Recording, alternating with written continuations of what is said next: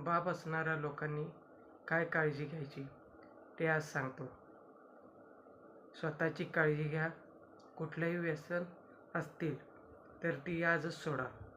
कारण तुमच्या जीवाचं काही वाईट झालं तर ही हरामखोर भावकी आणि ही दुनिया तुमच्या मुलाबाळांचं आयुष्य उद्ध्वस्त करायला पुढे मागे बघणार नाहीत. ज्या मुलांना तुम्ही तळहाताच्या फोडाप्रमाणे जपलंय त्यांना पश्चाताप होईल की बाप मेला मग आम्ही जिवंत का. जबाबदारीचं ओझं त्यांचं बालपण आणि सुख दोन्ही हिरावून घेतील. अनेक वर्षांचा काळ जाईल पुन्हा कुटुंबाला स्टेबल व्हायला.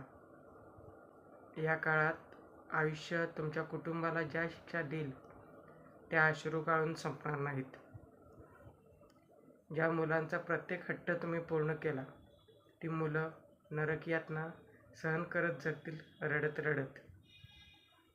तर त्याच्यावर एक कविता आहे माझी की बाप आयुष्यात नसला तर आयुष्य ओझं वाटू लागतं.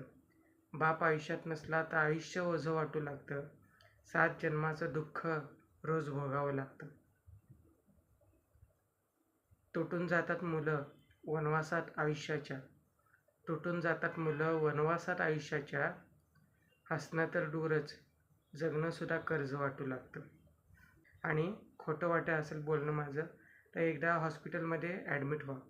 करणाऱ्या मुलांच्या डोळ्यात जेव्हा दुःखाश्रू बघाल ना तेव्हा तुम्हाला तुमची किंमत कळेल की किती महत्त्वाचे आहेत तुम्ही तुमच्या कुटुंबासाठी. त्यांना भाकरी मिळवायला सुद्धा दुःख झेलावं लागेल आणि आयुष्य जगायला सुद्धा. सणावाराचं गोड केलं ना तुझ्या घरात तर त्या जेवणात सुद्धा डोळ्यातलं पाणी पडेल आणि गोड पदार्थ खारट लागेल. नवे कपडे घ्यायला दुकानात गेल्यावर बापाची कमी मुलांना जाणवेल. ना कधी फटाके फोडतील ना कधी पूर्वीसारखा हट्ट करून रडतील. पण दर दिवशी तुम्ही परत याल याची नक्की वाट बघतील. जाळताना तुला त्या आगीत त्यांची स्वप्न जळतील. बापाच्या आठवणीत काळोखात ते रोज रोज रडतील. कारण मोठ्याने रडणार कसं. पुरुषाचा जन्म भेटलाय मग. माझं रडणं ऐकून आई आणि बहीणसुद्धा रडायला लागतील. या रडण्याची सुद्धा काळजी घ्यावी लागेल पोराला तुमच्या आणि मनात दुःख साठून राहील.